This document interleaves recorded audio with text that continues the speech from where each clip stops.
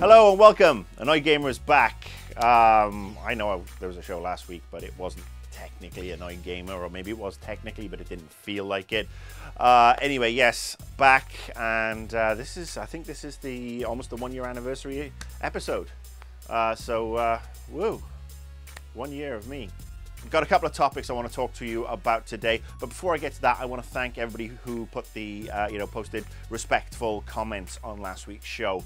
Not respectful to me, I mean, that I don't, I appreciate, but that's not the point. But those who are respectful about Ryan Davis and, shared links to their favorite works and various other things, to them I say thank you.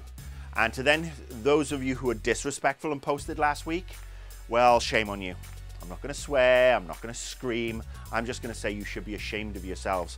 You know what, last week was a cathartic time for me and Jeremy Hoffman to talk about somebody we really appreciated, somebody who was a friend, and you guys, you very small minority, it has to be said, went and dumped on it from a very great height. So hope you're proud of yourselves, shame on you, and yeah, I'm sure that your parents are very proud of you as well, and your friends. I'm sure they would love to know that you're such morons, to be honest with you. And thank you for everybody, who voted those guys down and went into the comments and took them out.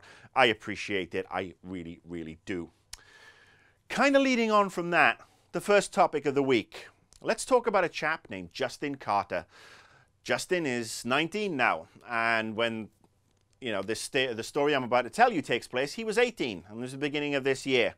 Justin is a League of Legends player, and he decided to post on Facebook and have a conversation with a friend of his, and they got into trash talking, because let's face it, video games, there's a lot of trash talking. Unfortunately, Justin then decided to put the following comment on his Facebook page as part of that trash talking thread. I think I'ma shoot up a kindergarten and watch the blood of the innocent rain down and eat the beating heart of one of them. Wow. Well, he did finish that up with an LOL and a J/K to denote joke. But unfortunately, you know how things get taken out of context. And apparently a lady in Canada, God knows what the connection was between her in Canada and him in Texas, saw this Facebook post and called the police. And the police came along and they went to Justin's house and they searched his house. And this is a guy, 18 years old at the time, never been in trouble with the police, never been arrested. Didn't have any weapons or anything in his house. They still arrested him. They put him into jail. And then when it came to his arraignment, the judge slapped a $500,000 bond on him, which his parents couldn't afford because he was accused of making terroristic threats on a Facebook page, on a League of Legends trash talking rant kind of thread. Yeah. That all boggles the mind. So, Justin, 18 years of age, goes off to jail, and was in jail for a very long time. I mean, he was arrested on Valentine's Day of this year, I believe, February the 14th. Now, his parents couldn't afford $500,000. I mean, who can? $500,000 is an obscene amount of bail money for somebody who is only, 18 years of age and has no prior criminal record and has no record of violence or anything like that. It's an obscene amount of money to ask, especially when you look at the slaps on the wrists various other people in, who break the law and have criminal records and, really rip people off or beat people or whatever, and, the stuff they get. But no, $500,000. Now, while he was in jail, he celebrated his 19th birthday. And I'm going to say celebrated because he spent a lot of time actually in the prison infirmary. Numerous black eyes, concussions. He got so depressed he was put on suicide watch, locked in solitary confinement naked because he couldn't have anything to hang himself or whatever. All because of a Facebook post, a trash-talking Facebook post. Fortunately, and this is, grasping at straws fortunately, a good Samaritan came along and paid his bail. Person who wishes to remain anonymous paid his bail, and he actually, he's out of jail, so he's actually out of danger there. I mean, obviously he's still very depressed as far as I know, but at least he's not getting the shit kicked out of him by a bunch of thugs every day, and he's not locked in a room naked on suicide watch. He's back with his family who love him and who are doing their best to help him. Now, that's the entire story. And I'm sure I will revisit it in the future when we get through this legal case and see what's gone on. But what can we learn from this? Well, first of all, Justin, he was dumb. to put those comments out there. They were absolutely stupid to put out there in this day and age. Even though if you put LOL/JK, there are people out there who will misconstrue your comments. And he has paid for it. I mean, his life is pretty much ruined. I mean, I hope he comes back from this. I hope he can get over it. But I mean, it's a traumatic experience. I mean, God knows what's going to happen to him. That's where his family hopefully are going to be there to take care of him and bring him back. But that's the thing. You have to be careful when it comes to trash talking. You have to be careful when you post stuff on Facebook. And I'm putting this out there because he was a gamer, because he played League of Legends. And what you've got to remember is, while gaming is still the biggest entertainment medium in the world, there's huge swaths of this country, this planet, who don't get it. They believe it's the domain of children. They believe that it causes violence. They believe that it will turn you into a drug-addled, prostitute-beating asshole. None of which has ever been proven, by the way. I mean, drugs, alcohol, you know, they generally tend to come by themselves anyway. But this is my point. And this is especially pertinent based on some of the assholic comments I got last week. Be careful what you post on Facebook. Be careful what you tweet out there. This stuff, especially if you're a youngster, this can ruin your fucking life. Because people don't get gamers. They look at gamers and they look at the kids who in the 90s were part of the grunge movement and in the 80s would wear the black clothes and have the long black hair and listen to rock and roll, you know, hardcore rock music. They'd listen to Slayer and Megadeth and AC/DC, and they'd see those kids as Satan worshippers. Why? Because these people don't get it. They live in their own little bubble. And we're in our bubble, the gaming bubble. And we think because we talk to people on Facebook and we hang out online with people, everybody gets it. They fucking don't. The media doesn't fucking get it. I do stuff with NBC in Los Angeles, and they're a great bunch of guys. They let me on. I come and talk about my stuff. But they don't get it, and they admit it. Fox doesn't get it. ABC doesn't get it. The BBC doesn't get it. Basically, there is a certain demographic of people who, thankfully, are getting older and are retiring and dying out who don't get games. There is a demographic coming through where people my age, a little bit older, who've been gamers all our lives, we are coming through now. But I am coming through and I am doing media. I am not a lawyer. I am not a judge. The judge who sits there and judges this young man is not going to know about League of Legends and trash talking. And I'm not saying the judge is a stupid man. He's not. But he looks at things from a certain perspective that we don't share. So be careful what you post out there. Be careful what you tweet, because it's going to come back and bite you on the ass. A lot of you who are younger, you might be in college, you might be in high school, you might be starting off your jobs.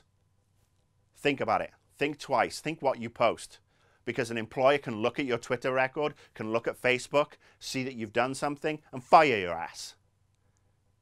Law enforcement can look at what you've posted, decide, oh my God, he plays video games. He made this post. I don't understand what LOL/JK means. I'm putting him in fucking jail. This is a serious issue. Now, I'm hoping that the judge in Texas sees sense and realizes that this guy has been through enough and it was basically a stupid comment that got way out of hand. But this is the world we're living in now. Anything and everything can be misconstrued. So just be careful out there. Last week, after I finished recording Annoyed Gamer, I went outside and I opened up my email and my web browsers and I say, oh, guess what? The Guardian have put out another interview with Mr. Snowden, the NSA informer, and basically saying that Microsoft, along with Google and Facebook, have been giving access to the NSA, with regards to Outlook, SkyDrive, Skype, video messaging, Hotmail, and a couple of other things.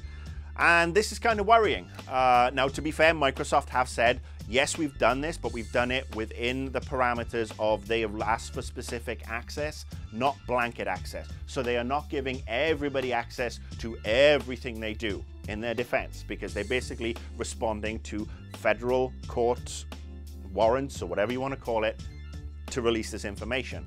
And like I said, Google, Facebook, they're doing the same. I'm sure lots of other people, AOL, Amazon, etc., are doing the same thing. But obviously this is most pertinent with Microsoft and with Skype, because why? Connect an Xbox One, and this is something that we did talk about and I've been talking about for a while.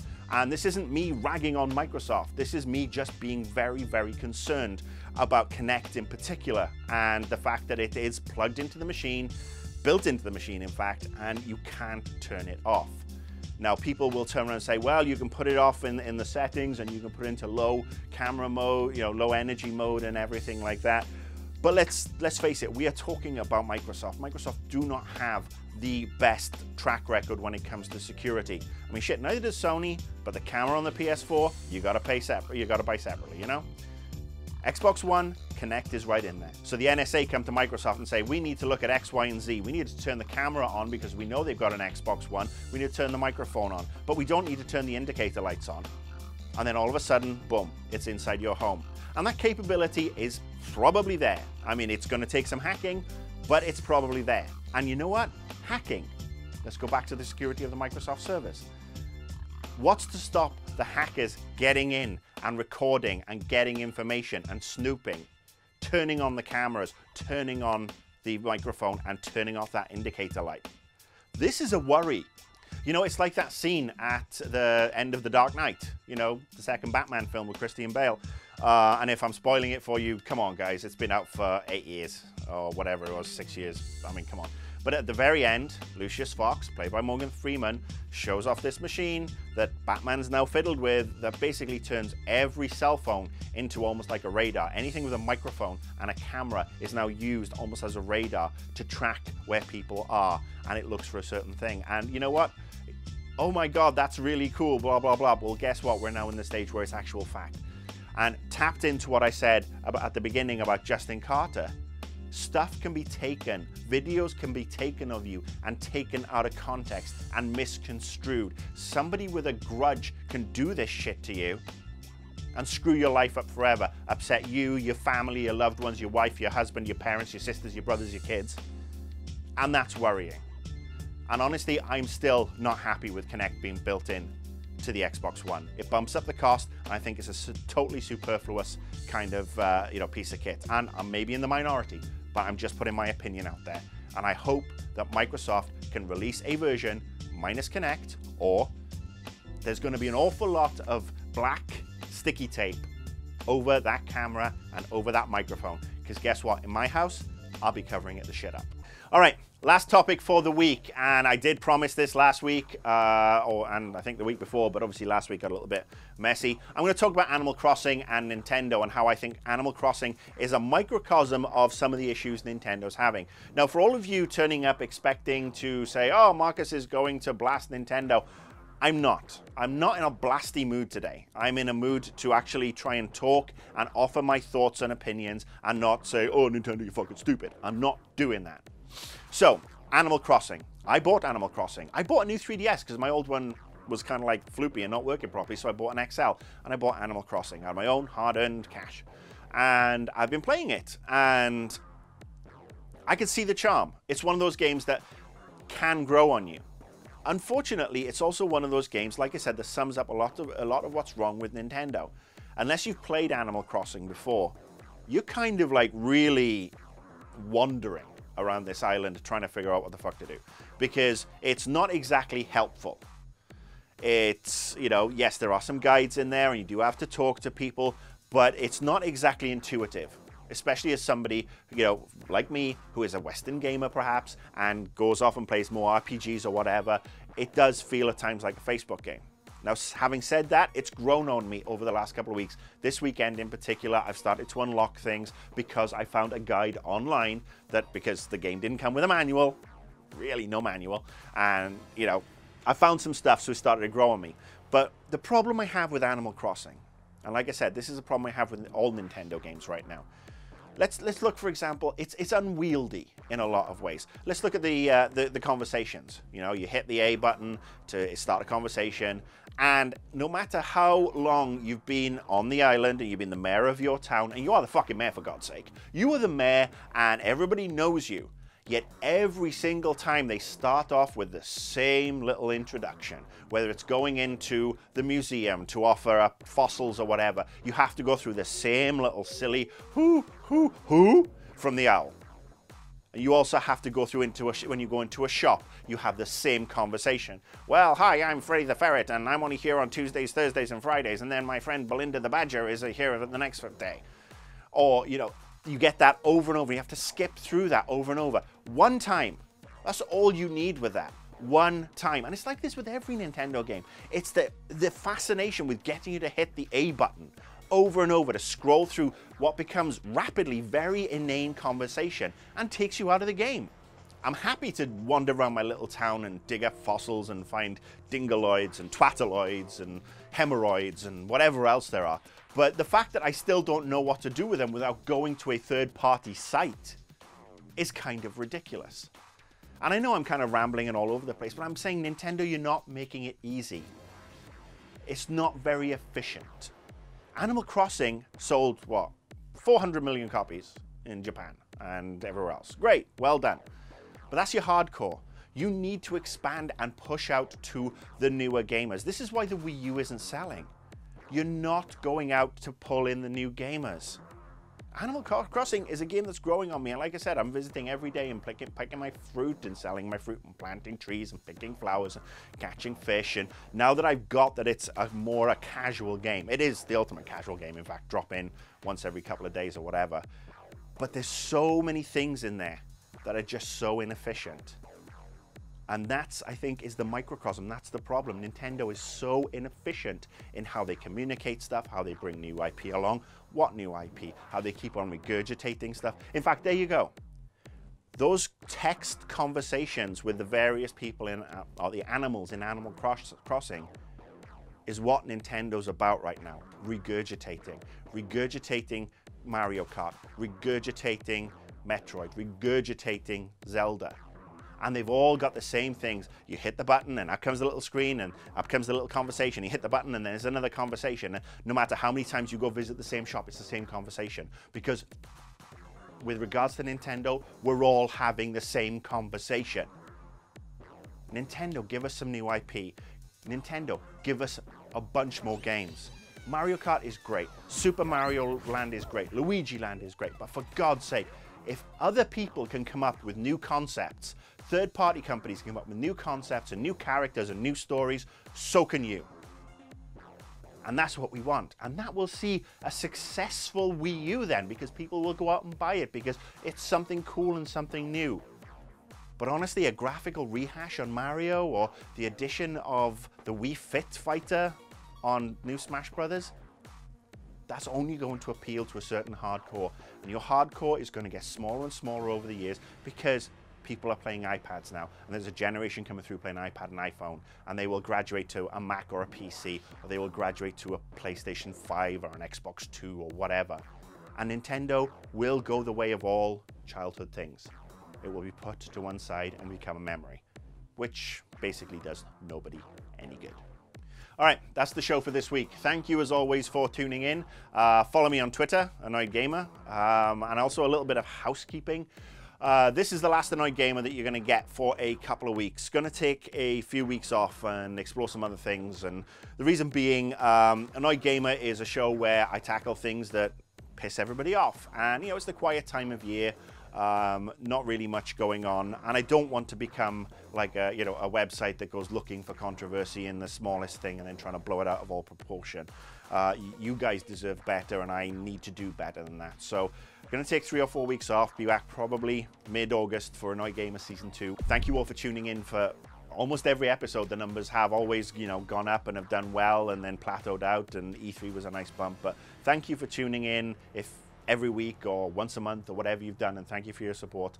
And like I said, be back in 3 or 4 weeks after I've recharged my batteries at QuakeCon and played some games and relaxed a little bit. So hopefully next time around, Season 2 will be much better. Later.